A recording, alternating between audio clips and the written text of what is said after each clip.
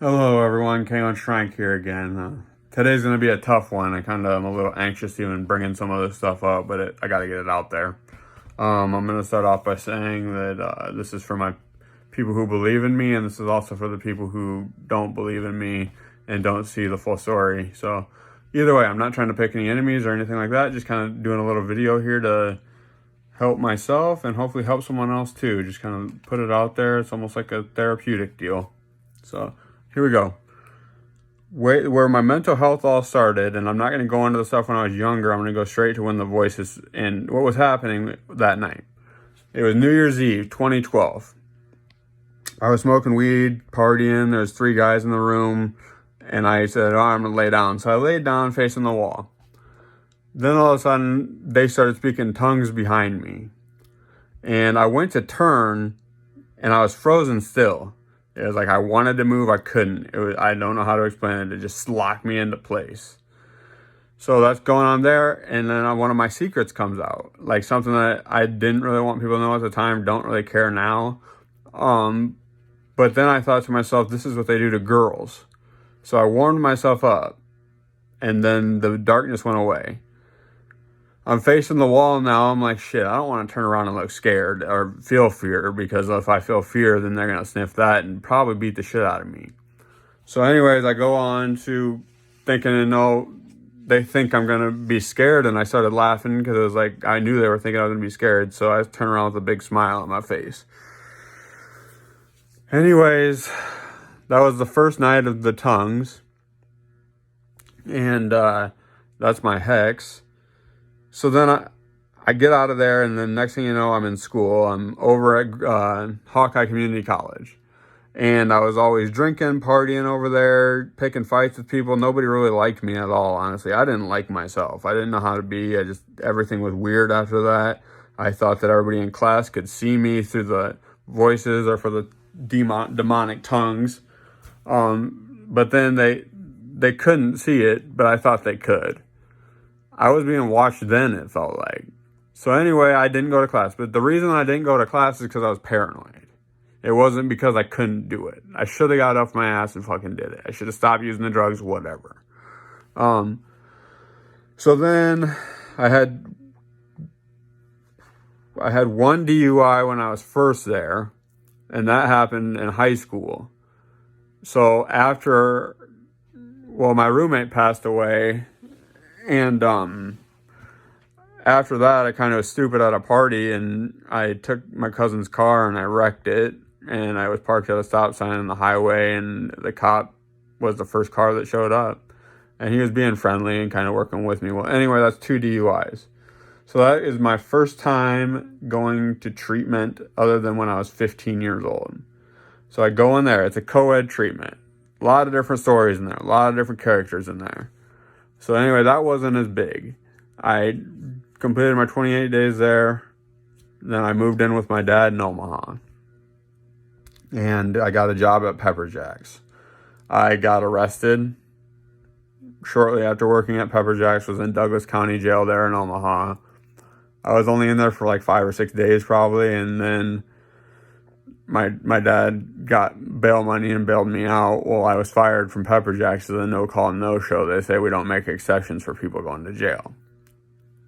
So I get this job at Subway, and we're all partying and smoking weed in the back, what have you, drinking, doing a little bit of meth. And that's where I started losing my mind. And so I get out of that situation. I got fired from there. Then I'm working at Dairy Queen, doing really good. Like, I quit all that shit. I've only done the meth like 6 times in my life, if that. Wasn't really that much into it. Knew all the problems it could cause. Didn't need it. So anyway, yeah, now I'm working at Dairy Queen, and one of my coworkers was a personal trainer. And this guy moved into my dad's house with us after the divorce, and he bet me I couldn't walk on to play college basketball. I took the bet, so I started working out every day. Got in real good shape, went and walked on at Grace and got it.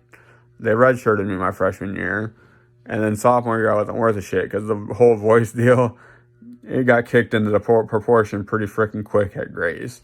it wasn't what I expected, and I don't blame the guy that was living with us, but I think that he thought I was an idiot, so he kind of made me feel like a certain way I should act while I'm there, because he thought it was going to be all Christians, and we're all Christian, but not the kind of place that I expected to be. I think I would have done a lot better if I would have taken that advice.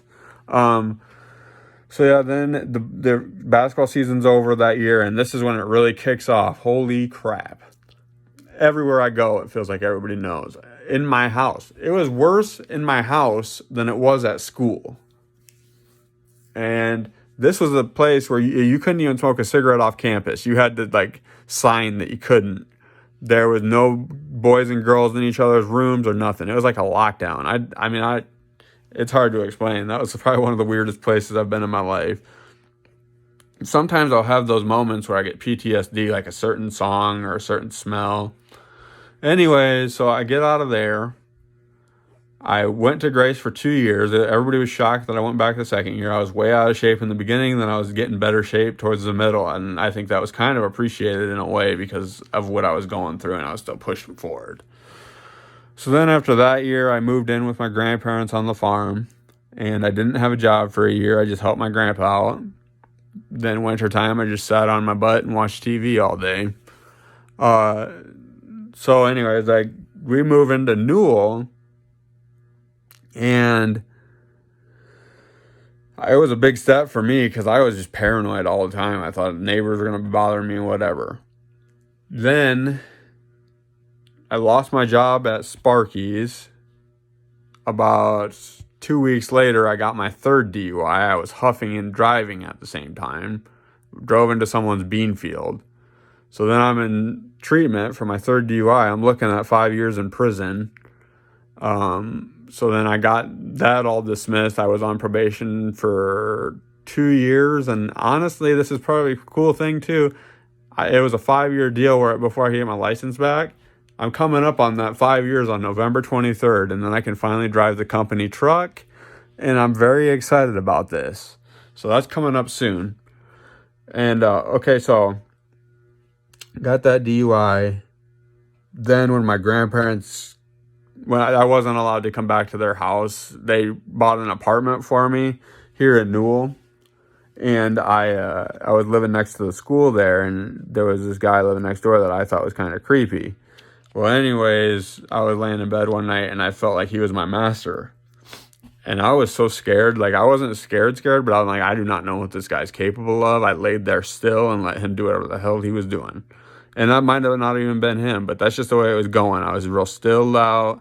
I knew better than to talk back. I just sat there and I just took it like a man.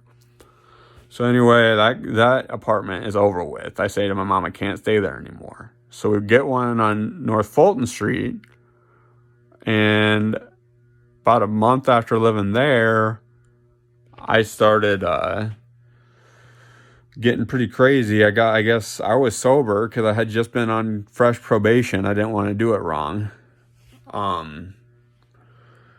So then I started rolling around in food. I was covering myself in feces, walking around naked. And I'm sober at this time. So then my mom shows up the next morning after all that, and she's like, you're missing your cab to go see my counselor. And I pushed her out of the way. I said, don't come in here. So I got in the cab. Well, when I came back, everything was clean. Then I'm still walking around naked. Well, 3 cops show up to the door, and they just say, your mom said you're kind of a little out of control. We're going to take you in to do some blood work. And one of them was like, put some damn clothes on. I'm like, just leave me alone. So I did this, went in, got the test, no drugs. Just like I said, I was sober while this was going on, and that's just how fucked my head was. So we're done there. Everything's clear. And he goes, well, we can take you home. I said, I don't want to go home. He goes, well, what do you want to